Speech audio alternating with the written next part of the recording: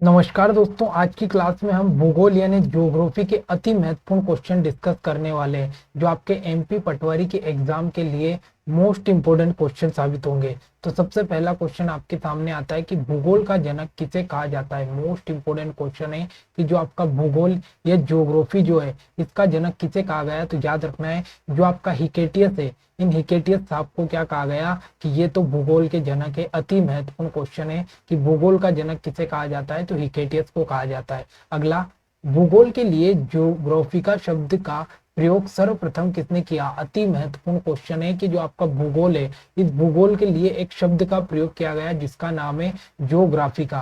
तो ये शब्द का प्रयोग किसने किया, तो याद रखना ये किया आपका इरेटोस्थनीज ने। मोस्ट इंपोर्टेंट क्वेश्चन है कि जो इरेटोस्थनीज है इन्होंने जो भूगोल है इसके लिए किस शब्द का प्रयोग किया, तो ज्योग्राफिका शब्द का प्रयोग किया। अगला, ग्रहों की गति का नियम किसने प्रतिपादित किया। अति महत्वपूर्ण क्वेश्चन लगा के लिखना है कि जो ग्रहों की गति है, इन ग्रहों की गति का जो नियम है ये किसके द्वारा दिया गया, तो याद रखना है ये दिया गया केपलर के द्वारा। ठीक है, तो केपलर ने बताया है कि ग्रह किस प्रकार से गति करते हैं। अति महत्वपूर्ण क्वेश्चन आपके सामने ये बन जाता है। अगला, सौर मंडल की खोज किसने की। मोस्ट इंपोर्टेंट क्वेश्चन लगा कर लिखना है कि जो सौर मंडल है, इस सौर मंडल की खोज किसके द्वारा की गई, तो याद रखना है ये की गई कोपरनिकस के द्वारा। मोस्ट इंपोर्टेंट क्वेश्चन है कि जो कोपरनिकस है, ये कोपरनिकस ने क्या किया, तो ये सौर मंडल की खोज की। और कोपरनिकस ने बताया है कि जितने भी ग्रह है ये किसका चक्कर लगाते हैं, सूर्य का चक्कर लगाता है। तो सौर मंडल की खोज कोपरनिकस ने की। मोस्ट इंपोर्टेंट क्वेश्चन है। अगला, एक ग्रह अपने कक्ष में सूर्य से अधिकतम दूरी को क्या कहते हैं। मोस्ट इंपोर्टेंट क्वेश्चन है कि कोई भी ग्रह है, उस ग्रह की अगर सूर्य से अधिकतम दूरी है तो उसको हमने क्या नाम दिया, तो उसको हमने नाम दिया, यहाँ पर ये गलत है, उसको अपन ने नाम दिया यहाँ पर अपसोर। मोस्ट इंपोर्टेंट क्वेश्चन है कि जो सूर्य से अधिकतम दूरी है तो उसको अपन ने क्या नाम दिया, तो उसको अपन ने नाम दिया अपसोर। ठीक है। अगला, एक ग्रह अपने कक्ष से सूर्य की न्यूनतम दूरी को क्या कहा जाता है। मोस्ट इंपोर्टेंट क्वेश्चन है कि कोई भी ग्रह है अगर वो सूर्य से न्यूनतम दूरी पर है, सबसे कम दूरी पर है, तो उसको अपन ने नाम क्या दिया, तो उसको अपन ने अपसोर नाम दिया। Most important. अब यहाँ मैं आपको मैप से समझाता हूँ कि ये आपके सूर्य भाई साहब है, ये आपके सूर्य भाई साहब है, और यहाँ पर इससे बहुत दूरी पर कोई एक ग्रह है, कोई एक ग्रह है। तो अगर ज्यादा दूरी पर ग्रह रहेगा सूर्य से तो उस ग्रह को अपन क्या कहेंगे, उस क्रिया को हम कहेंगे अपसौर। क्या कहेंगे, अपसौर कहेंगे कि भाई सूर्य से बहुत ज्यादा दूरी पर कोई ग्रह है तो उसको हमने अपसौर दिया। लेकिन अगर कोई ग्रह, मान लो ये एक ग्रह है, ये एक ग्रह और ये सूर्य के बहुत ही पास में है, तो ये क्रिया क्या कहलाती है, तो ये क्रिया कहलाती है उपसौर। मोस्ट इंपोर्टेंट क्वेश्चन यहाँ से समझ लेना कि कोई भी ग्रह अगर सूर्य से बहुत ही ज्यादा दूर है तो उससे अपन ने उस क्रिया को नाम दिया अपसौर, और कोई भी ग्रह अगर सूर्य के बहुत ही ज्यादा पास में है तो उस क्रिया को अपन ने नाम दिया उपसौर। यहाँ पर कंफ्यूज नहीं होना है।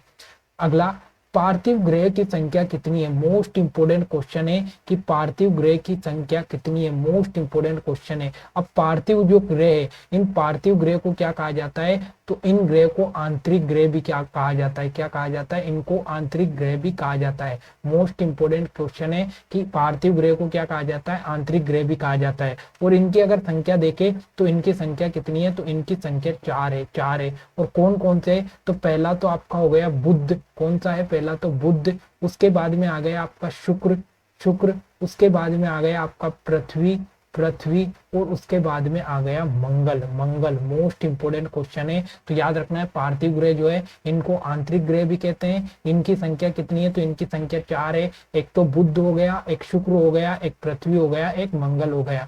मतलब जो ग्रह सूर्य के बहुत निकट आते हैं उनको आंतरिक ग्रह या पार्थिव ग्रह कहते हैं। जैसे यहाँ पर एक ग्रह दिख रहा है आपका मर्क्यूरी जो कि बुध है, बुध के बाद जैसे अपन चले तो यहाँ पर विनस यानी शुक्र आ गया, फिर ये आपका यहाँ पर पृथ्वी आ गया, और यहाँ पर आपका मंगल आ गया। तो ये जो चारों ग्रह हैं ये आंतरिक ग्रह या पार्थिव ग्रह कहलाए। अगला क्वेश्चन, सूर्य से सबसे दूर कौन सा ग्रह। मोस्ट इंपोर्टेंट क्वेश्चन है कि सूर्य से सबसे दूर कौन सा ग्रह, तो याद रखना है वो है आपका कौन सा है, वरुण। मोस्ट इंपोर्टेंट क्वेश्चन है कि सूर्य से सबसे दूर ग्रह कौन सा है। अब यहाँ पर आप देखो ये लिखा है नेपच्यून, तो इस नेपच्यून को क्या बोला जाता है, तो ये कौन सा ग्रह है, तो ये आपका कौन सा है, तो ये वरुण ग्रह है, वरुण ग्रह। और ये सूर्य से सबसे दूर आपको दिखाई देगा। ठीक है। फिर पूछे कि कौन सा ग्रह सूर्य के सबसे निकटतम ग्रह, मोस्ट इंपोर्टेंट क्वेश्चन है कि सूर्य के सबसे निकटतम ग्रह कौन सा है। तो यहाँ पर आपको दिखाई दे रहा है एक ग्रह जिसका नाम है बुध। तो याद रखना है जो बुध ग्रह है, ये बुध ग्रह सूर्य से सबसे निकटतम है। ठीक है, तो सूर्य से सबसे दूर ग्रह कौन सा है, तो वो तो आपका हो गया वरुण ग्रह, और सबसे पास में कौन सा है, तो वो हो गया आपका बुध ग्रह।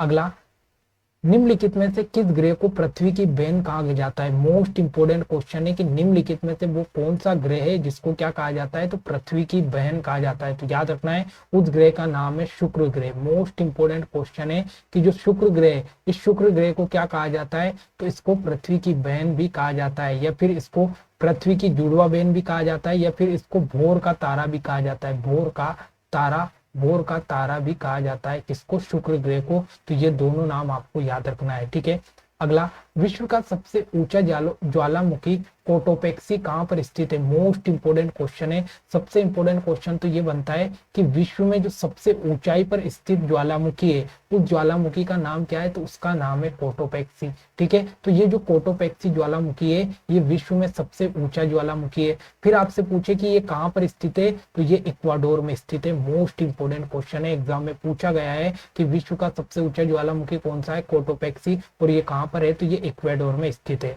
अगला, विषुवत ज्वालामुखी किस देश में स्थित है। मोस्ट इंपोर्टेंट क्वेश्चन है कि जो विषुवत ज्वालामुखी है या विषुवत ज्वालामुखी किस देश में स्थित है, तो याद रखना ये इटली में स्थित है। मोस्ट इंपोर्टेंट क्वेश्चन है विषुवत ज्वालामुखी।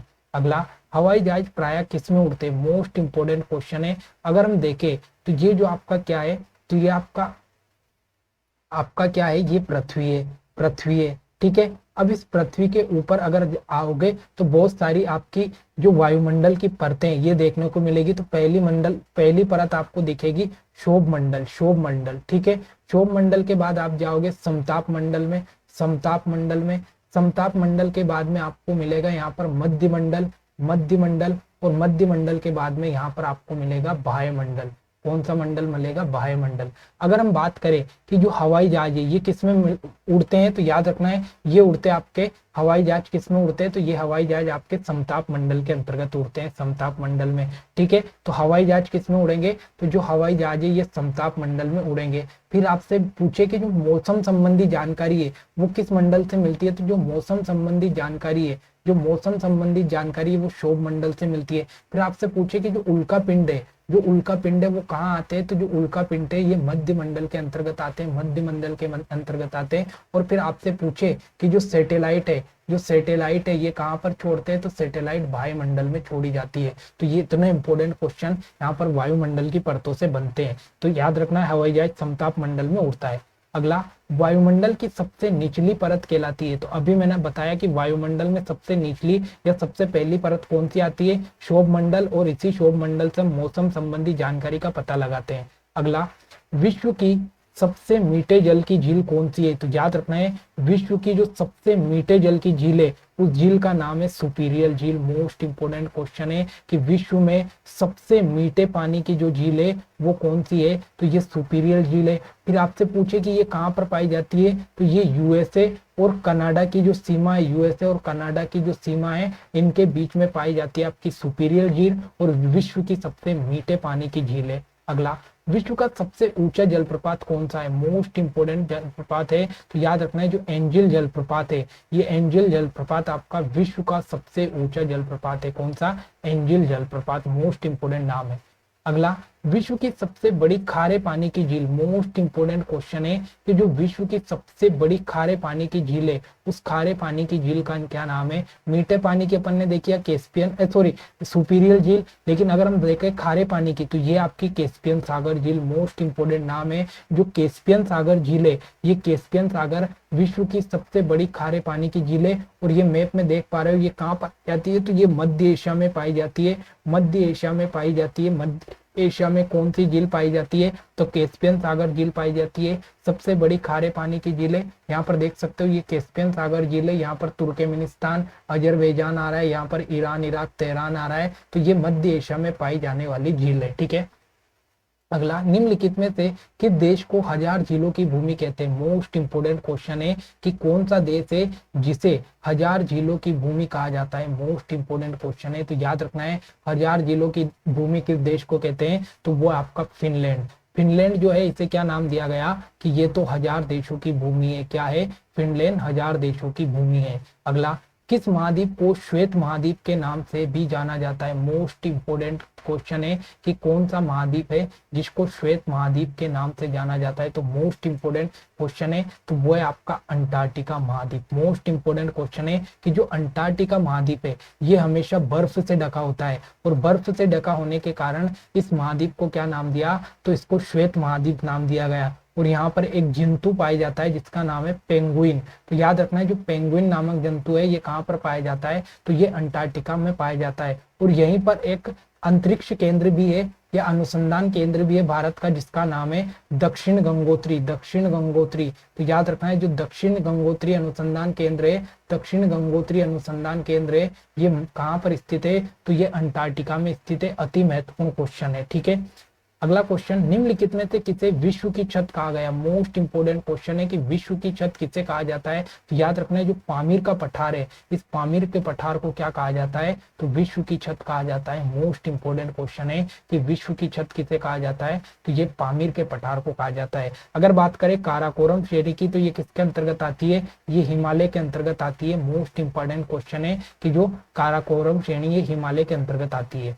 अगला, विश्व का सबसे बड़ा महासागर कौन सा है? मोस्ट इंपोर्टेंट क्वेश्चन है, तो याद रखना है जो आपका प्रशांत महासागर है, ये प्रशांत महासागर विश्व का सबसे बड़ा महासागर है। मोस्ट इंपोर्टेंट क्वेश्चन है, प्रशांत महासागर विश्व का सबसे बड़ा महासागर है। अगला, गोबी का मरुस्थल किस देश में स्थित है? तो याद रखना है ये गोबी का मरुस्थल अति महत्वपूर्ण है एग्जाम की दृष्टि से, क्योंकि क्वेश्चन यहाँ से पूछा गया है। तो गोबी का जो मरुस्थल है वो कहाँ पर पाया गया, तो ये मंगोलिया में पाया जाता है। मोस्ट इंपोर्टेंट क्वेश्चन है। और मंगोलिया कहाँ आता है, तो ये चीन के अंतर्गत आता है। तो गोबी का मरुस्थल कहाँ पाया जाता है, मंगोलिया चीन में पाया जाता है। मोस्ट इंपोर्टेंट क्वेश्चन है।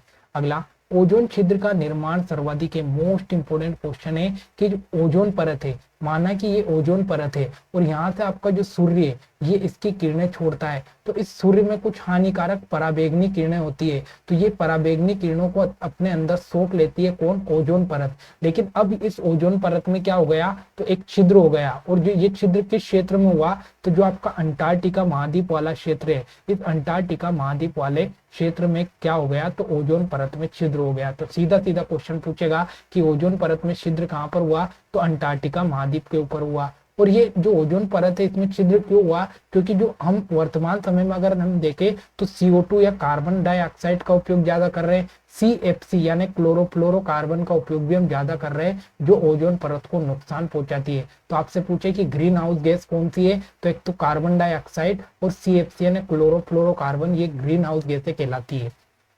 अगला, ग्रेट बैरियर रीफ किस के समीप स्थित है? मोस्ट इंपोर्टेंट क्वेश्चन है दोस्तों। ये जो ग्रेट बैरियर रीफ है ये एक प्रकार की क्या है, तो एक प्रकार की पर्वत श्रृंखला है। पर्वत श्रृंखला है क्या, तो पर्वत श्रृंखला है ग्रेट बैरियर रीफ। अब आपसे पूछे कि ये कहाँ पर पाई जाती है, तो याद रखना ये ऑस्ट्रेलिया महाद्वीप में पाई जाती है। मोस्ट इंपोर्टेंट क्वेश्चन है कि जो ऑस्ट्रेलिया महाद्वीप है इसमें कौन सी पर्वत श्रृंखला पाई जाती है, तो इसमें ग्रेट बैरियर रीफ पाई जाती है। और एक बात याद रखना है जो ऑस्ट्रेलिया महाद्वीप है ये क्या है, तो एक प्रकार का देश है, एक प्रकार का देश है जिसे महाद्वीप की संज्ञा दी गई। तो आपसे सीधा सीधा क्वेश्चन पूछेगा कि वो कौन सा देश है जिसे महाद्वीप की संज्ञा दी गई, तो वो ऑस्ट्रेलिया देश है जिसे महाद्वीप की संज्ञा दी गई है। अगला, किस नदी को चीन का शोक कहा जाता है? मोस्ट इंपोर्टेंट क्वेश्चन है कि वो कौन सी नदी है जिसे चीन का शोक कहा जाता है। इंपोर्टेंट क्वेश्चन है, तो याद रखना है जो हांगो नदी है, ये हांगो नदी जो है इस नदी को क्या कहा जाता है कि भाई ये तो चीन का शोक है, ठीक है।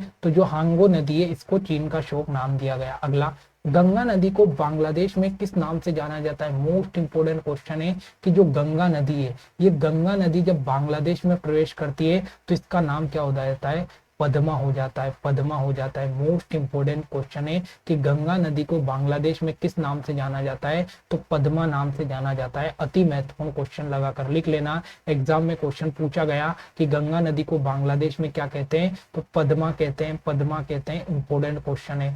अगला, सवाना घास के मैदान कहाँ पर स्थित है? मोस्ट इंपोर्टेंट घास के मैदान है जिनका नाम है सवाना घास के मैदान। और जो सवाना घास के मैदान है ये कहाँ पर पाए जाते हैं? तो ये अफ्रीका में पाए जाते हैं। और ये इंपॉर्टेंट क्वेश्चन पूछा गया कि सवाना घास के मैदान कहाँ पर पाए जाते हैं? तो ये अफ्रीका महाद्वीप में पाए जाते हैं। और एक और इंपॉर्टेंट घास के मैदान है जिनका नाम क्या है? तो जिनका नाम है डाउन्स। डाउन्स घास के मैदान ऑस्ट्रेलिया में पाए जाते हैं। मोस्ट इंपोर्टेंट क्वेश्चन है।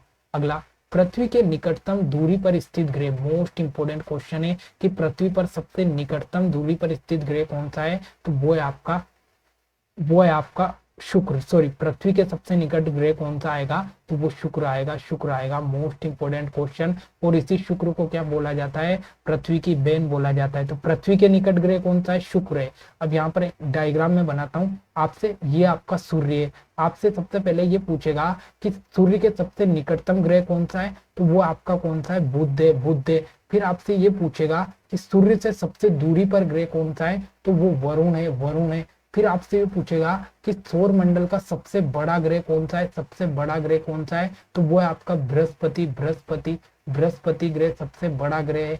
फिर आपसे पूछेगा कि वो कौन से ग्रह है? वो कौन सा ग्रह जिसके आसपास वलय पाए जाते हैं? वलय पाए जाते हैं। तो वो शनि ग्रह। शनि ग्रह जिसके आसपास क्या पाए जाते हैं? वलय ग्रह पाए जाते हैं। क्या वलय का मतलब क्या होता है? कि मान लो ये ग्रह है और इसके आसपास कुछ इस प्रकार से वलय पाए जाते हैं, तो वो कौन सा ग्रह है? तो ये शनि है। फिर आपसे पूछे कि पार्थिव ग्रह की संख्या कितनी है? 4 है। कौन कौन से? तो पहला तो हो गया आपका बुध, फिर हो गया आपका शुक्र, उसके बाद में फिर हो गया आपका पृथ्वी, और फिर हो गया आपका मंगल। तो ये ग्रह क्या कहलाते हैं? तो पार्थिव ग्रह या आंतरिक ग्रह कहलाते हैं। तो इतनी चीजें आपको यहाँ पर ग्रह से याद रखनी है। अगला, पृथ्वी, सूर्य और पृथ्वी के मध्य अधिकतम दूरी किस तारीख को होती है? मोस्ट इंपोर्टेंट क्वेश्चन है कि सूर्य और पृथ्वी के बीच में जो अधिकतम दूरी है वो किस तारीख को होती है? तो वो होती है आपकी 4 जुलाई को। मोस्ट इंपोर्टेंट क्वेश्चन है कि ये आपका क्या है? तो ये आपका सूर्य है। और इस सूर्य से बहुत ही ज्यादा दूरी पर अगर हम रहेंगे, तो बहुत ही ज्यादा दूरी पर अगर हम रहेंगे, अगर हम क्या पृथ्वी रहेगी, तो वो कब रहेगी? तो वो रहेगी आपकी 4 जुलाई को। 4 जुलाई को।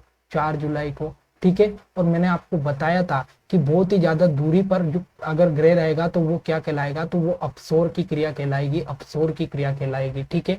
अगला आता है सूर्य और पृथ्वी के मध्य न्यूनतम दूरी। मान लो ये सूर्य है, ये सूर्य है और पृथ्वी इसके बिल्कुल निकट है। पृथ्वी इसके बिल्कुल निकट है। तो ये घटना कब घटेगी? तो ये घटना 3 जनवरी को घटेगी। कब घटेगी?